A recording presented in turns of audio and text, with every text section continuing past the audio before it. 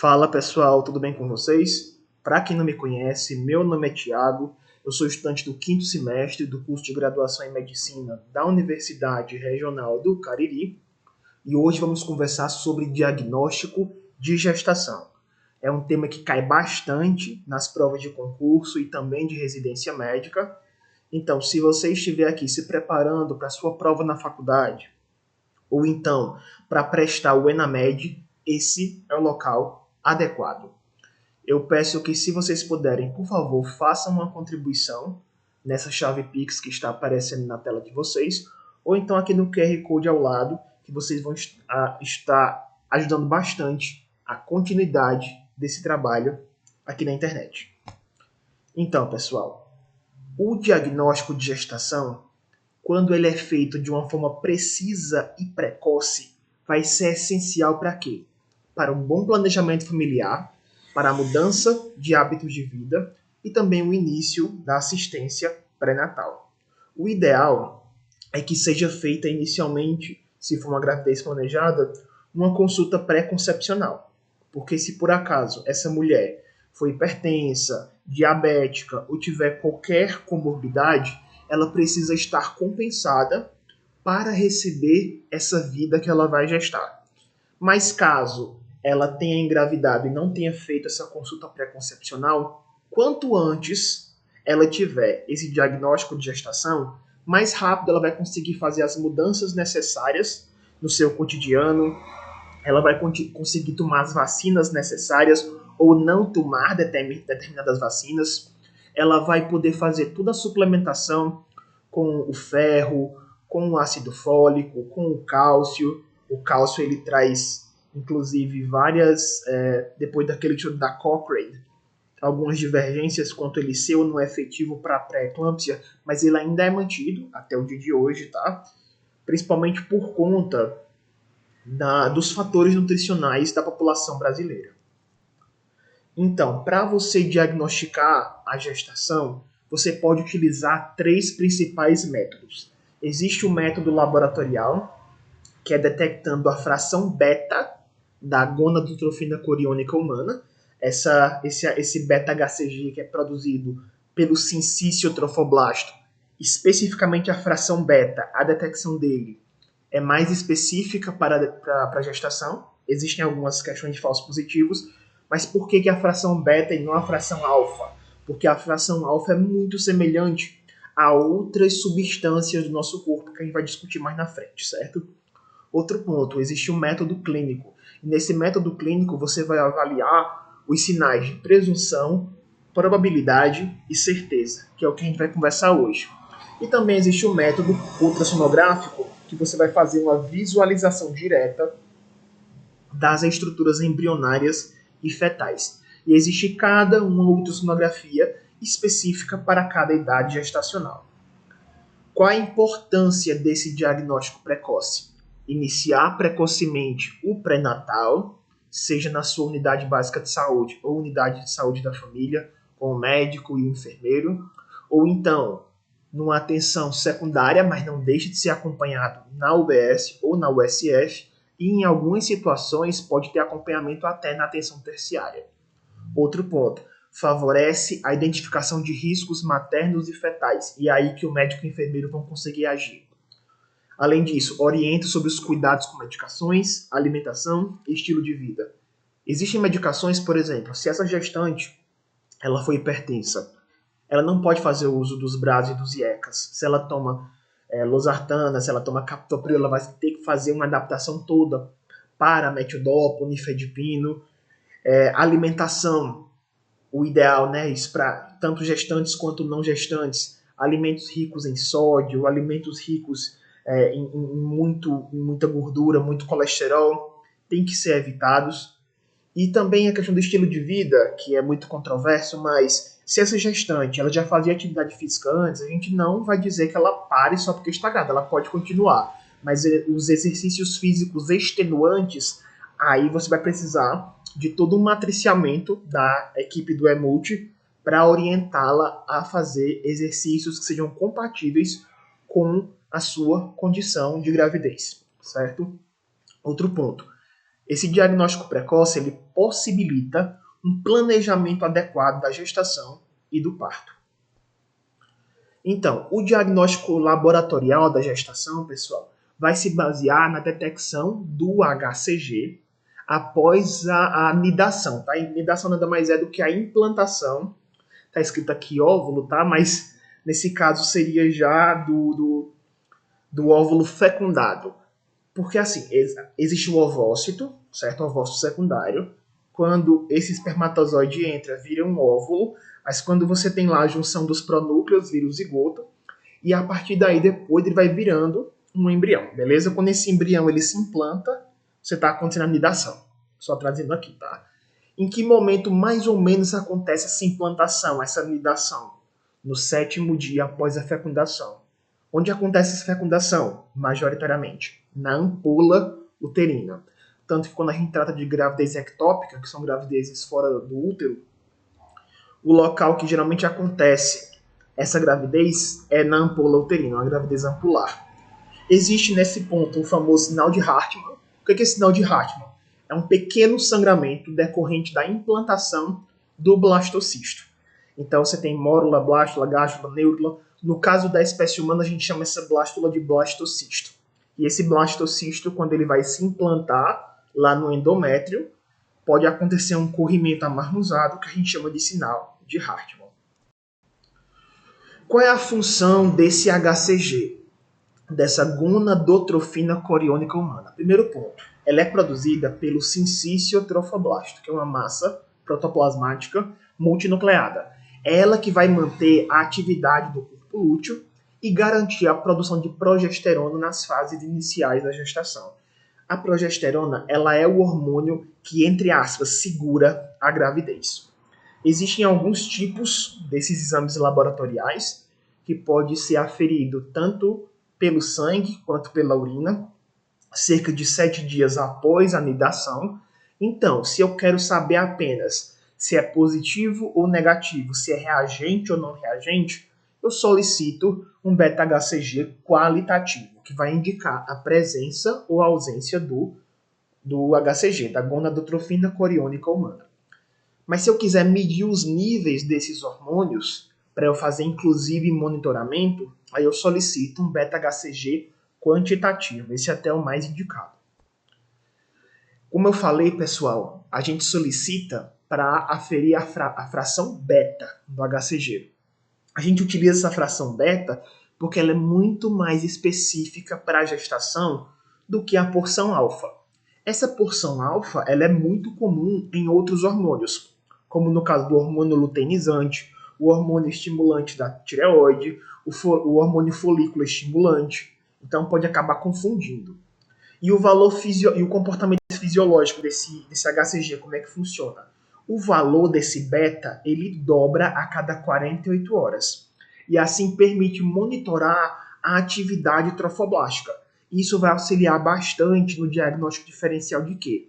De gestações que são fora do útero, que são as famosas gestações ectópicas, em casos de abortamentos, e o nome correto é esse, abortamento e não aborto, porque o aborto é o concepto, abortamento é todo o processo na qual o corpo vai acabar expulsando o concepto, e também nas doenças trofoblásticas, tá? Na mola hidatiforme.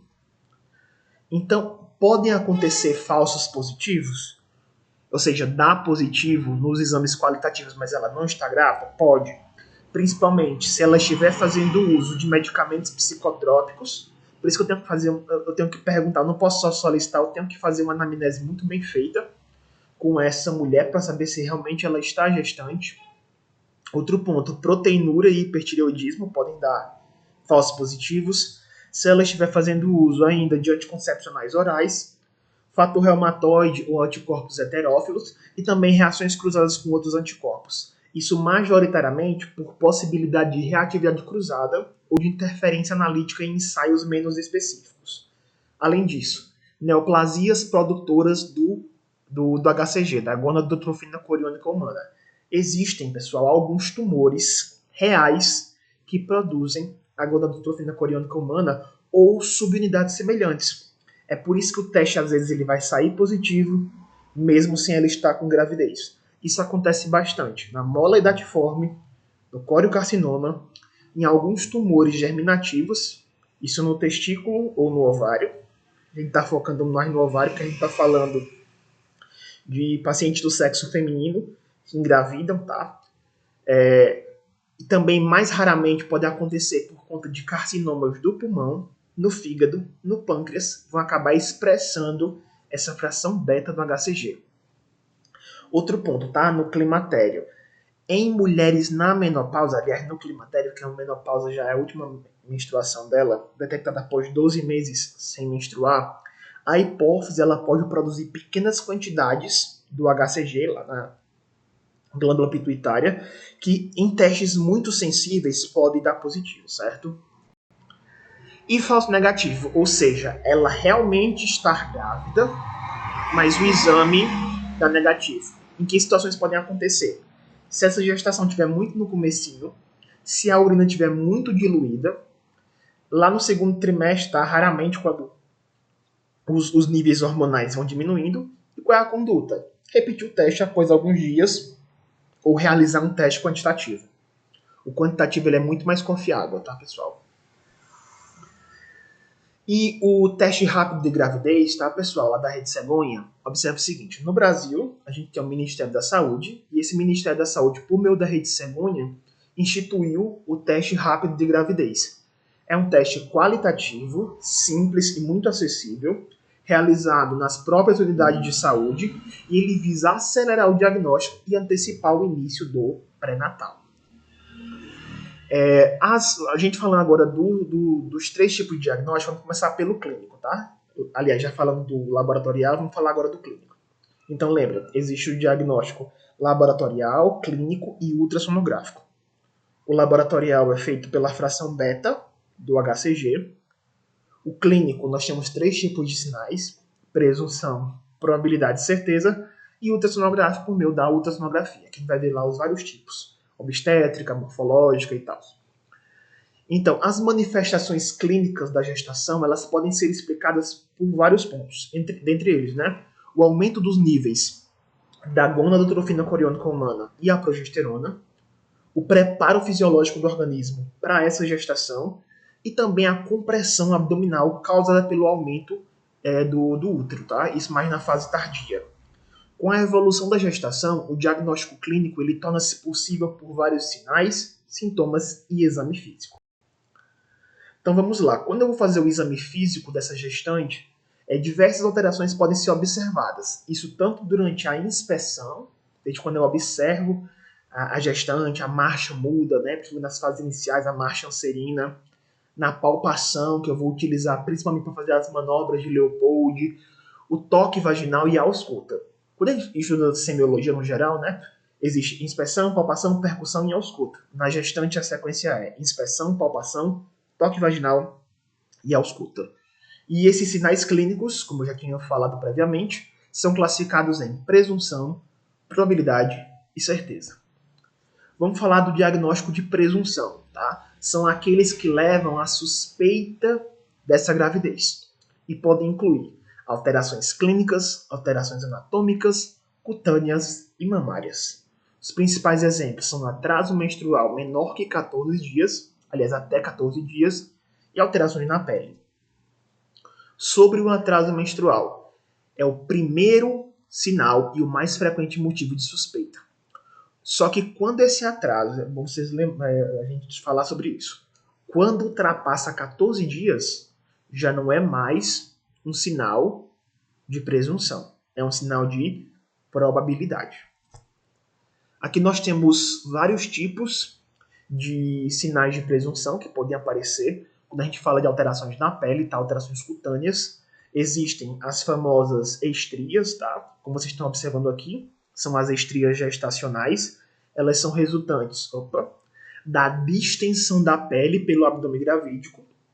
Existe o cloasma ou melasma gravídico, que são essas manchas que aparecem aqui no rosto da gestante, tá? Essa hiperpigmentação da pele.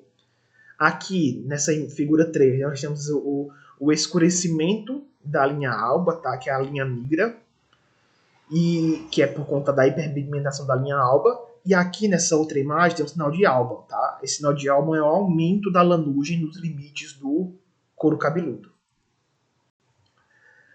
Também temos alterações nas mamas dessa gestante. Então, as alterações mamárias elas são muito mais evidentes nas mulheres que estão gestando pela primeira vez do que aquelas que estão já na segunda, terceira ou quarta gestação. As mamas, normalmente, elas atingem o estágio 5M5 de Turner, tá? Como vocês estão vendo aqui na imagem. Aqui, estágio M, você vai ter desde o M1, pré-puberal, M2, broto mamário, M3 já tem um aumento da mama e da areola, M5 com a saliência, M4 com a saliência e o M5 já a mama adulta, como vocês estão vendo aqui. E aqui tem os outros parâmetros também dos estágios de Turner. Então, ao final da puberdade, essas mamas elas atingem, teoricamente, o estágio M5 de Turner.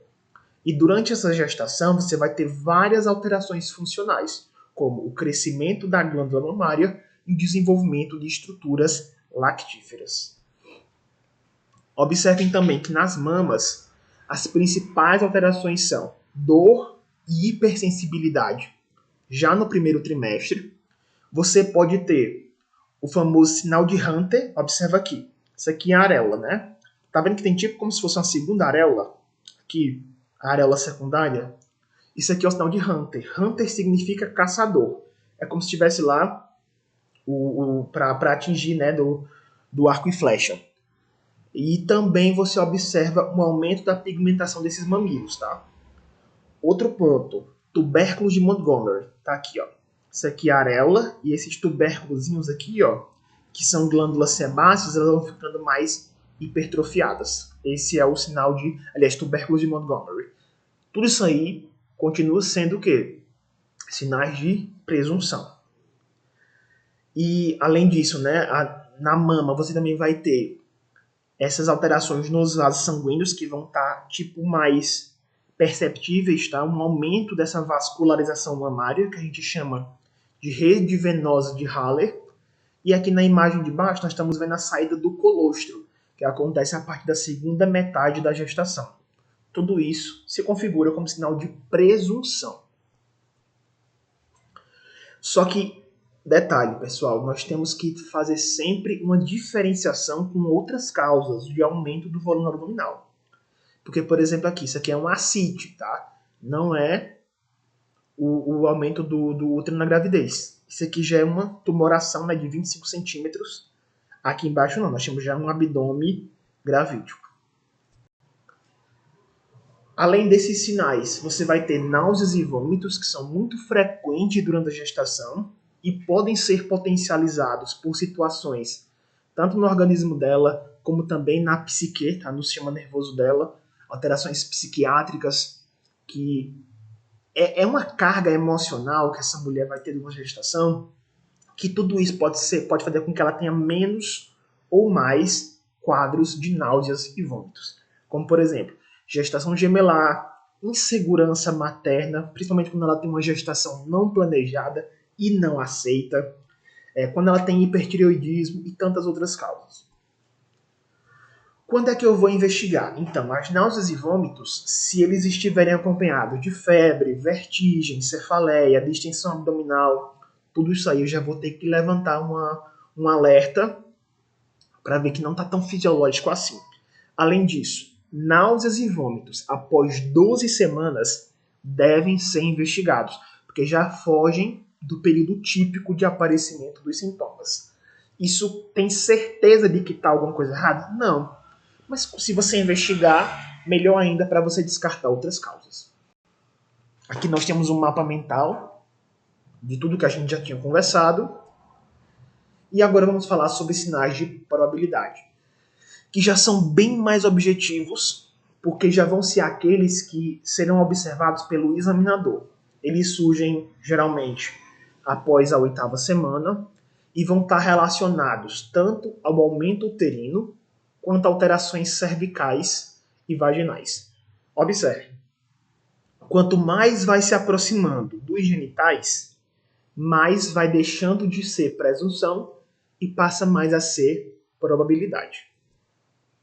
Então, em relação às alterações cervicais, temos aqui o sinal de Goodell, tá? O sinal de Goodell vai ser a avaliação do colo uterino. Antes da gestação, esse colo uterino ele já era mais firme. Ele tinha uma consistência da cartilagem do nariz. Já na gravidez, esse colo vai estar mais amolecido. Então ele vai ter uma consistência labial. O sinal de Jacqueminot, também chamado de sinal de Chadwick, é uma alteração vulvovaginal, que você vai observar uma coloração violácea da vulva, da porção externa, tá? A vagina é interna. Então, Jacqueminot, vulva.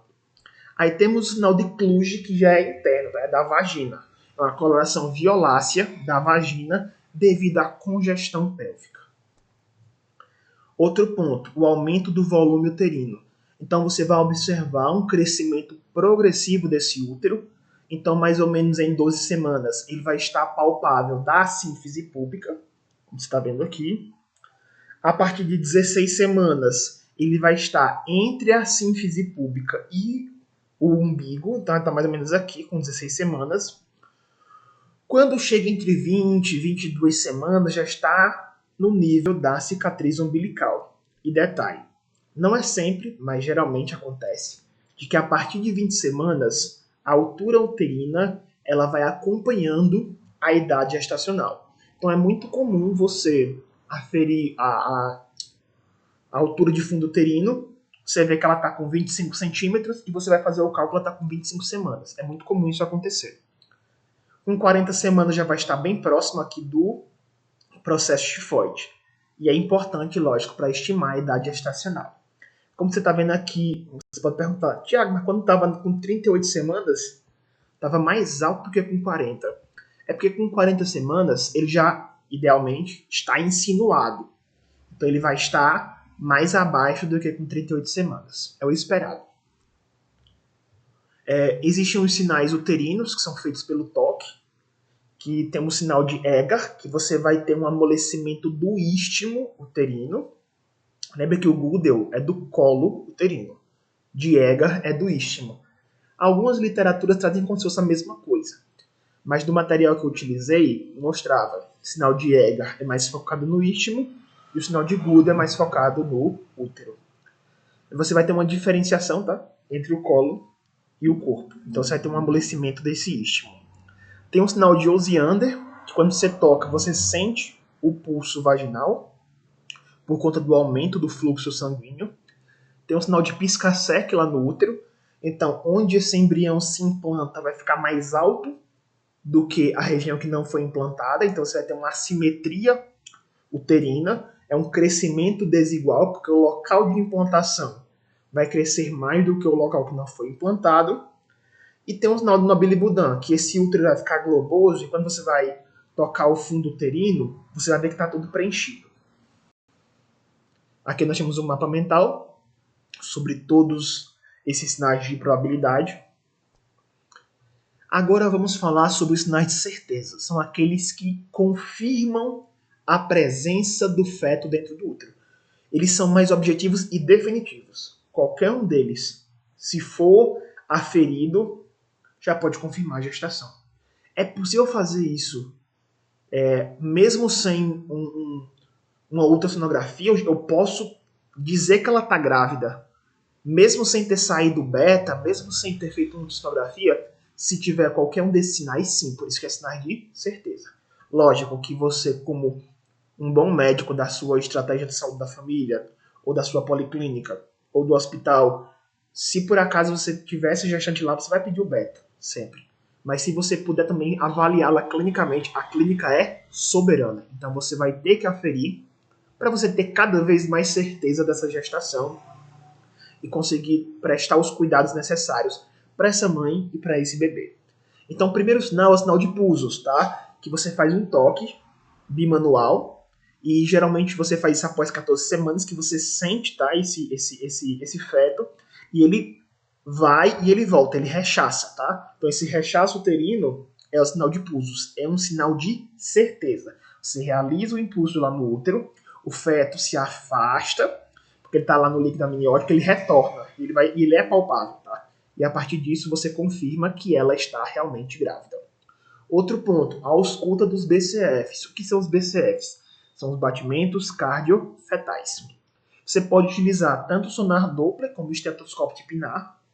A partir com o sonar Doppler você consegue detectar entre 10 e 12 semanas e o de Pinar entre 18 e 20 semanas. Você acaba confirmando essa vitalidade fetal, porque se ele tiver com batimentos cardiofetais entre mais ou menos 110, 160, aí você vê que ele está com uma boa vitalidade. E você também sabe que essa mulher realmente está grávida. E outro, movimentos fetais aferidos pelo examinador. Se for pela mãe, você chama de sinal de presunção. Porque ela pode ser movimentos peristálticos mais salientes, ou então qualquer outra movimentação que acontece no trato gastrointestinal dela, ela pode confundir com movimentos fetais. Mas se for você profissional, bem treinado, e você sentir esse bebê se mexendo, aí sim você já dá um sinal de certeza. A partir de qual semana mais ou menos eu consigo sentir esse bebê mexer? A partir de 18 semanas, tá? Após 18 semanas. Então, se o examinador percebe, sinal de certeza. Se for a gestante que relata, presunção. E agora chegamos no último tipo de diagnóstico, que é o diagnóstico ultrassonográfico. É o principal método de confirmação da gestação. Ele avalia a localização, então eu vou saber se essa gestação ela é tópica, ou seja, se ela está dentro do útero, ou ela é ectópica, se ela está fora do útero, da cavidade uterina. Vou saber o número de fetos, a corionicidade e a idade gestacional. No primeiro trimestre, tá, pessoal? E preferencialmente entre 7 e 10 semanas, a gente solicita a ultrassonografia transvaginal. Eu vou conseguir visualizar melhor essas estruturas, porque se eu for fazer aquela ultrassonografia obstétrica, nesse período de 7 a 10 semanas, tá tão pequenininho esse feto que eu não vou conseguir ver bem essas estruturas. Mas como é transvaginal, esse daqui, pessoal, aí sim eu consigo ver essas estruturas iniciais e vou ter uma melhor precisão diagnóstica. Então eu vou conseguir confirmar a gravidez, eu vou ver se ela é intrauterina, eu vou identificar o saco gestacional, a vesícula vitelínica, o embrião inicial, os batimentos cardíacos e é o mais precoce e sensível das ultrassonografias, tá? A ultrassonografia transvaginal. Aí existe mais ou menos isso aqui até 10 semanas, tá? Se for entre 11 e 13 semanas e 6 dias, eu já posso pedir a ultrassonografia morfológica do primeiro trimestre. Que geralmente é feita lá no finalzinho do primeiro trimestre. E o meu objetivo vai ser avaliar a formação desse feto. Rastrear alterações cromossômicas. Então eu vou avaliar translucência nucal, osso nasal, anatomia inicial. E é muito importante para o rastreamento das trissomias, como por exemplo a trissomia do 21, especificamente no caso da síndrome de Down.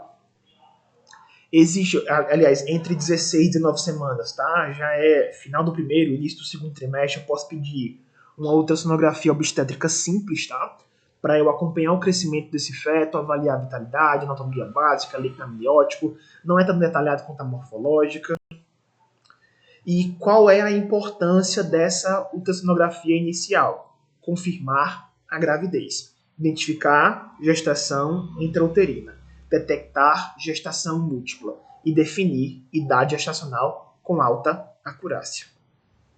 Essa datação da idade gestacional, o período mais confiável é quando ele é feito de 6 a 12 semanas, principalmente pelo CCM, que é o comprimento cabeça-nádega. Depois de 14 semanas, esse CCM já não vai ser tão específico, então pode-se adotar outros parâmetros, como o diâmetro biparetal e o comprimento do fêmur. Então, maior a idade gestacional, maior a margem de erro. Então, quanto mais cedo eu conseguir solicitar essa ultrassonografia, melhor será para a datação dessa idade gestacional. Eu posso fazer também pela DUM, tá? Pela data da última menstruação, mas se a gestante não souber qual foi essa data, e ela não souber nem se foi no começo, no meio, no fim do mês, aí eu tenho que lançar mão da ultrassonografia, de preferência aquela mais recente. Vamos lá, pessoal. A partir de 4 semanas é ideal que já tenha saco gestacional. De 5 a 6 semanas é preciso ter vesícula vitelínica. Entre 6 e 7 semanas é preciso você ver não só a vesícula vitelínica, mas um embrião lá. E também, se ele tiver acima de 7 milímetros, é necessário ter BCFs. Se não tiver isso, eu já vou suspeitar de uma gestação que ela tem pouca probabilidade de prosseguir. Para eu datar quando mais ou menos será a data provável do parto, que na verdade é uma data improvável, então eu vou saber quando completa 40 semanas, 280 dias, que é uma duração média de quando acontece os partos que deveriam acontecer. Eu vou me basear na DUM. O que é DUM? É a data da última menstruação. Então, como é que eu faço? Eu vou pegar essa DUM, que é essa data da última menstruação, ao dia eu vou somar 7, e ao mês é o seguinte, entre janeiro e março eu somo 9, mas se for entre abril e dezembro eu diminuo 3. Mas vai por mim, se você somar 9, independente do mês, vai dar certo. Só se preocupa você virar o ano, tá? Porque, por exemplo, se for dezembro eu for somar 9, no ano seguinte, eu não posso colocar o mesmo ano que eu fiz o cálculo da data, digamos, ela menstruou, a última menstruação dela foi 10 de dezembro. Quando eu for somar 9, pessoal, 10 de dezembro de 2025, o meu resultado tem que dar 2026. Tá entendendo? E agora, vamos fazer só umas questões de residência? Foi bem tranquilo esse assunto. Então, sobre o diagnóstico de gravidez, assinale a alternativa correta. São sinais de probabilidade da gestação? Vamos ver quais são. Amenorreia. Então, a amenorreia não especificou, porque se for até 14 dias, presunção.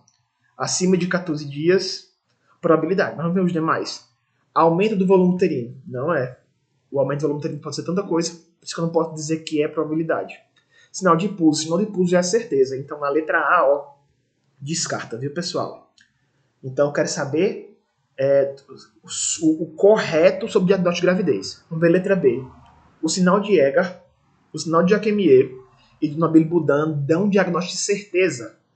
Não, porque o sinal de Egar, pessoal, do amolecimento da região do colo e do istmo, o sinal de Jacquemier, que é o de Chadwick, e o de Nobel-Budan são tudo de probabilidade. Então, não.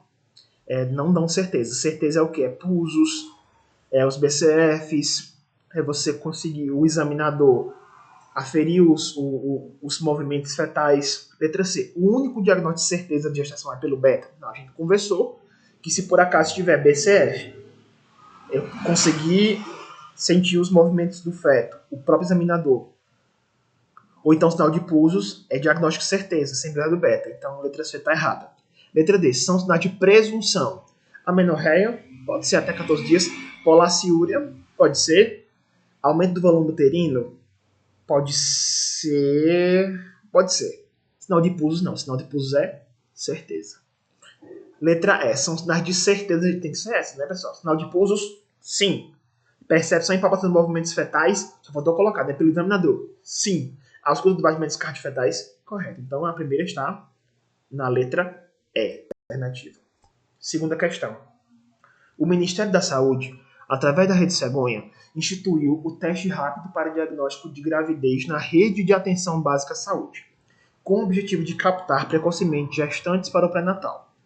Entretanto, durante o exame físico, alguns gestantes já apresentam sinais de certeza diagnóstico, de gestação, de certeza do diagnóstico de gestação, de gravidez, não sendo necessária a realização do teste rápido. Pode-se afirmar que um sinal de certeza de gravidez é amolecimento do cérvix? Não. Amolecimento do cérvix é a probabilidade. Aumento das paredes vaginais? Não, é probabilidade. Presença de batimentos cardiofetais detectados com sonal-pinar? Com certeza. Então a letra C é a correta. Letra D, hipersensibilidade dos mamilos e aumento do volume das mãos. Isso aí é presunção. Então é a letra C que é o correto. Então, pessoal, para vocês que ficaram até aqui, muito obrigado. Eu peço por favor que vocês curtam, comentem, compartilhem esse vídeo. Se puderem fazer também uma doação do canal, vai ser muito bem-vindo. E até o próximo vídeo. Até mais.